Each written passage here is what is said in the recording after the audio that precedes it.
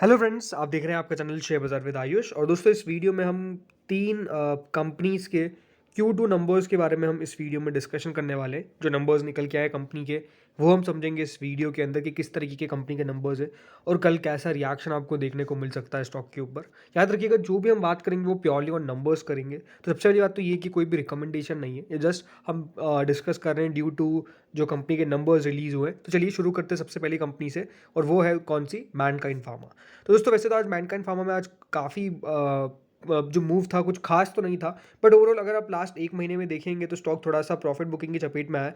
लेकिन बाकी जब से लिस्टिंग हुई तब से अपने आप में देखिए हम कह सकते हैं कि तो अच्छी लिस्टिंग हुई और उसके बाद भी स्टॉक लगातार बढ़ता गया। तो ये भी अपने आप में काफ़ी इंपॉर्टेंट बात है दिखाने की। जब से लिस्ट हुआ है तब से ऑलमोस्ट 25% के रिटर्न दे रखे हैं एंड स्टॉक ने ऑलमोस्ट 1949 का अपना 52 वीक हाई लगाया था। वहाँ से ज़रूर भी थोड़ा-सा नीचे आया है, लेकिन सबसे पहले कंपनी के नंबर्स देख लेते हैं। सो मैनकाइंड फार्मा, अगर आप कंपनी की सेल्स की बात करेंगे तो देखिए कंपनी की जो सेल्स 2258 करोड़ की थी पिछले साल, वो इस बार बढ़ के करीबन 2453 करोड़ की हो गई है। प्रीवियस क्वार्टर में ऑलमोस्ट 2300 करोड़ के आसपास कंपनी की सेल्स आई थी। तो कंपनी के सेल्स में आपको इंक्रीज देखने को मिला है। हाँ, बहुत बड़ा इंक्रीज नहीं है, बट डेफिनेटली एक इंक्रीज ज़रूर है। नेट प्रॉफिट, कंपनी का नेट प्रॉफिट दोस्तों 420 करोड़ का था पिछले साल, जो इस बार बढ़ के 473 करोड़ पर आ चुका है। वहीं प्रीवियस क्वार्टर में जो प्रॉफिट था वो 409 करोड़ का था, तो ऑलमोस्ट 473 करोड़ पर आया है। इसका मतलब ये कि कंपनी के नंबर्स में आपको साफ साफ इंक्रीज देखने को मिलेगा। जो कंपनी का अर्निंग पर शेयर 10.49 का था वो 11.80 का हो चुका है, और प्रीवियस क्वार्टर में तो ये 10.22 तक चला गया था। देखिए नंबर्स पे इस बार जो खास बात है वो है दोस्तों मार्जिन्स। कंपनी के मार्जिन्स पिछले क्वार्टर में 23% के थे, वो अब बढ़ के 26% के हो गए। यही प्रीवियस सितंबर क्वार्टर में दोस्तों ये 23% के थे। तो इस बार जो कंपनी के मार्जिन्स निकल कर आए वो अपने आप में बहुत बढ़िया है। मतलब कंपनी के मार्जिन्स में आपको एक्सपांशन देखने को मिल रहा है। मार्जिन्स मतलब क्या है कि दोस्तों कंपनी अपनी सेल्स के बाद जो एक्सपेंस होता है वो फिर कितना ऑपरेटिंग प्रॉफिट करती है, और उसमें जो कंपनी का मुनाफा है वो कितना आ रहा है, उससे मार्जिन्स निकल जाते हैं। यानी कंपनी की बेसिकली एक्सपेंस अगर कम हो रहा है तो इसका मतलब ये कि हाँ, कंपनी के मार्जिन्स आपको अच्छे खासे देखने को मिलेंगे। तो यही दोस्तों देखने को मिल रहा है कि जो कंपनी के मार्जिन्स है वो 26% पर आए। पिछले साल 23% थे, और प्रीवियस क्वार्टर में भी 23% थे। और इस बार अगर आप देखेंगे तो लगातार कंपनी के मार्जिन थोड़े से डिक्लाइन कर रहे थे, बट जून क्वार्टर से वो मार्जिन बढ़ना चालू किए, जो अब 26% पर वापस से कंपनी ने रीगेन कर लिया है। और मुनाफा डेफिनेटली 473 करोड़ पर इस बार आया है, जो पिछले साल आप देखेंगे 420 करोड़ के आसपास था। वैसे देखा जाए तो कंपनी का जो जून के जो सितंबर का क्वार्टर होता है वो डेफिनेटली थोड़ा सा ठीक ठाक रहता है, और इस बार भी कंपनी का सितंबर क्वार्टर डेफिनेटली अच्छा रहता हुआ नजर आया है। हाँ, अगर कंपनी के नंबर्स का एस्टिमेट देखें तो एस्टिमेट में डेफिनेटली थोड़ी बहुत आपको अप डाउन देखने को मिल सकता है। जैसे कि 2700 करोड़ के आसपास एस्टिमेट हो रहा था कि कंपनी का रेवेन्यू आएगा, आता है 2708 करोड़, जो ऑलमोस्ट एक्सपेक्टेशंस के आसपास था।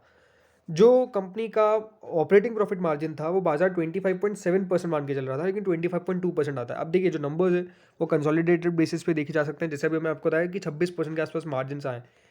जो कंपनी का मुनाफा था वो 506-7 करोड़ के आसपास माना जाता था, 511। तो ओवरऑल नंबर्स में आप देख सकते हैं सिर्फ एक इबिटा जो ऑलमोस्ट 695 करोड़ के आसपास माना जा रहा था वो 683 करोड़ आता है। बाकी जो भी आपको कंपनी के नंबर्स देखने को मिलेंगे वो एक्सपेक्टेशंस के या तो आसपास है या तो ज़्यादा है। तो ओवरऑल ये है कि नंबर्स आपको बुरे देखने को नहीं मिलेंगे मैनकाइंड फार्मा के।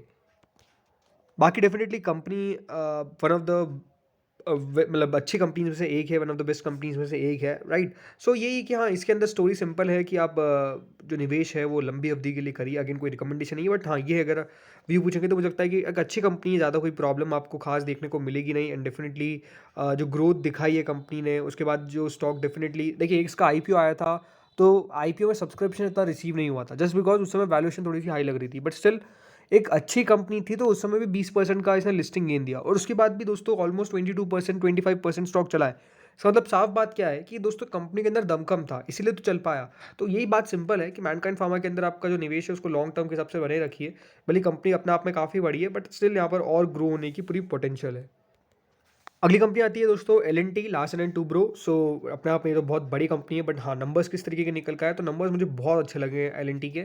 42,763 करोड़ का दोस्तों जो कंपनी का पिछले साल का सेल्स थे वो बेसिकली बढ़ के ऑलमोस्ट 51,000 करोड़ पर आए। यही प्रीवियस क्वार्टर में 47,882 करोड़ पे कंपनी की सेल्स आई थी। तो ओवरऑल कंपनी की सेल्स में आपको वाई वाई भी ग्रोथ देखने को मिल रही है, क्यू ऑन क्यू तौर पे भी ग्रोथ देखने को मिल रही है। ऐसे तो कोई खास प्रॉब्लम नहीं है, बिकॉज आप लगातार सुनते रहते हैं L&T को जो ऑर्डर मिला है, क्योंकि कंपनी बताती नहीं कि एग्जैक्ट ऑर्डर क्या है। तो ऑलमोस्ट इनको 2,500 करोड़ के आसपास की रेंज के ऑर्डर्स मिलते ही रहते हैं, तो वहाँ पर कोई खास प्रॉब्लम नहीं है। तो कंपनी की ऑर्डर बुक भी अपने आप में काफ़ी स्ट्रॉन्ग है। जो कंपनी का नेट प्रॉफिट है वो दोस्तों ऑलमोस्ट 2785 करोड़ के आसपास जो प्रीवियस साल था वो इस बार बढ़ के 3846 करोड़ का प्रॉफिट आ चुका है, जो ऑलमोस्ट 45% का इंक्रीज दिखाता है। वहीं दोस्तों जो कंपनी का नेट प्रॉफिट 3096 करोड़ का था वो ऑलमोस्ट 3846 करोड़ पर आता है। मतलब ये कि कंपनी का जो मुनाफा है वो भी काफ़ी अच्छा खासा इंक्रीज़ किया है, और क्यू ऑन क्यू तौर पे भी अच्छे खासा इंक्रीज़ किया है, और वाई ओ वाई तौर पर भी कंपनी का जो मुनाफा है वो काफ़ी अच्छा तौर पे इंक्रीज़ करता हुआ नज़र आया है। यहीं जो कंपनी का अर्निंग पर शेयर है वो 15.86 से बढ़ के 22.93 का हो चुका है, और 17.74 से बढ़ के 22.93 का हो चुका है। तो ओवरऑल बात सिंपल है कि जो कंपनी के नंबर्स निकल के आए हैं वो काफ़ी स्ट्रॉन्ग नज़र आते हैं। कंपनी की अगर मार्जिन्स की बात करें तो कंपनी के मार्जिन्स ऑलमोस्ट 14% पर आए हैं, जो प्रीवियस क्वार्टर में 13% पे थे, और उससे प्रीवियस ईयर 15% पे थे। तो ऐसे तो मार्जिन में थोड़ा बहुत डिक्लाइन देखने को मिलेगा, बट स्टिल मतलब नंबर्स कोई खास आपको बुरे देखने को नहीं मिलेंगे। एंड लगातार देखिए L&T ग्रोथ करती जा रही है, और जिस तरीके के नंबर्स निकल के आ रहे हैं अभी भी मुझे लगता है कि बहुत सॉलिड कंपनी है ये, जो अपने आप में लॉन्ग टर्म में बढ़िया करेगी। हाँ, इसके अगर एक्सपेक्टेशंस की बात करें तो हर जगह एक्सपेक्टेशंस को बीट किया है। जैसे कि TV18 CNBC का जो पोल था उसमें 3048 करोड़ का प्रॉफिट आना चाहिए था, लेकिन 3222 मतलब ऑलमोस्ट 3222 करोड़ का मुनाफा आया, ऑलमोस्ट 5.7% ऊपर। जो रेवेन्यू था वो 1.6% ज़्यादा आता है, कंपनी का EBITDA 6.6% ज़्यादा आता है, यहाँ तक कि कंपनी के मार्जिन 50 बेसिस पॉइंट ज़्यादा आते हैं। तो आई थिंक ये सिंपल बात है कि कंपनी के जो नंबर्स है वो हर एक पैरामीटर पे आपको बढ़िया देखने को मिलेंगे, और डेफिनेटली अगर पिछले साल के मुताबिक इस साल आप देखेंगे तो सिवाय मार्जिन्स के कहीं भी कुछ खास आपको प्रॉब्लम देखने को नहीं मिली है। एंड मार्जिन भी जैसा मैंने बताया छोटा मोटा डिक्लाइन है, कोई बहुत बड़ा डिक्लाइन आपको देखने को नहीं मिलेगा, बट ये है कि हाँ, ग्रोथ आपको सिग्निफिकेंट देखने को मिली है कंपनी की साल भर साल के अंदर, जो अपने आप में एक बहुत पॉजिटिव साइन है। स्टॉक अगर आज देखें तो ज़रूर मतलब कुछ खास गिरावट के साथ तो कारोबार नहीं किया, उतार चढ़ाव थे, वॉलेटिलिटी काफ़ी थी आज। लेकिन अगर लास्ट एक महीने की बात करता हूँ तो स्टॉक ऑलमोस्ट 5% टूटा है, बाजार की गिरावट के साथ साथ नीचे आया है। लेकिन लास्ट 6 महीने में 22-23% की रिटर्न है, पिछले एक साल में ऑलमोस्ट 45%। एंड ओवरऑल रिटर्न्स की अगर बात करते हैं तो अपने आप में बहुत ही शानदार है, ऑलमोस्ट 16,000% के। लेकिन खास बात क्या है, देखिए L&T डेफिनेटली आप सब समझ सकते हैं कि कंपनी तो बहुत बड़ी हो गई, बट ऐसा नहीं है कि यहाँ से ग्रो नहीं होगी, यहाँ से भी और ग्रो करेगी। जिस तरीके से दोस्तों कंपनी का बिजनेस है, और जिस तरीके से लगातार दोस्तों कंपनी के फाइनेंशियल हेल्थ है, आई थिंक ये अपने आप में दोनों कोऑर्डिनेट कर रही है, और बहुत ही बढ़िया नंबर्स के साथ साथ कंपनी लगातार कारोबार कर रही है। बाजार को देखिए एक चीज़ चाहिए होती है, वो है ग्रोथ। अगर आपकी ग्रोथ है तो बढ़िया है, अगर आपके पास ग्रोथ नहीं है तो डेफिनेटली फिर मार्केट सोचता है कि ठीक है, अब हो सकता है कि यहाँ से और कंपनी बढ़े ना। लेकिन इनके पास ग्रोथ भी है, कंपनी के पास अब अच्छा बिजनेस भी है, और जिस तरीके से देखिए लगातार कारोबार हो रहा है, मेरे हिसाब से तो देखिए शेयर अपने आप में एक पोर्टफोलियो वाला स्टॉक है, और जिसने भी पोर्टफोलियो में होल्ड करके रखा डेफिनेटली उन्होंने अच्छा खासा रिटर्न बनाया है, इसमें कोई डाउट नहीं है। और अभी भी देखिए कंपनी आपको 37 के प्राइस टू अर्निंग के मल्टीपल पर मिल जाएगी। तो आई थिंक ये साफ साफ दिखाता है कि हाँ, कंपनी के पास किस तरीके का बिजनेस है, और इसीलिए ग्रोथ लगातार है। फिर बात करते हैं जो है पारादीप फॉस्फेट्स। अब ये भी अपना पे काफ़ी इंटरेस्टिंग नंबर्स कंपनी के रिलीज़ हुए हैं। दोस्तों कंपनी की जो सेल्स है वो 2864 करोड़ से बढ़ के 3683 करोड़ की हो गई है, ऑलमोस्ट 30% इंक्रीज। 3054 करोड़ की कंपनी की सेल्स बढ़ के 3683 करोड़ की हो गई है, यानी क्यूओन के तौर पे भी इंक्रीज। कंपनी का जो दोस्तों मुनाफा था जो पिछले साल वो ऑलमोस्ट 50.7 करोड़ का था, वो ऑलमोस्ट 89.4 करोड़ होता है, ऑलमोस्ट 76% की इंक्रीज।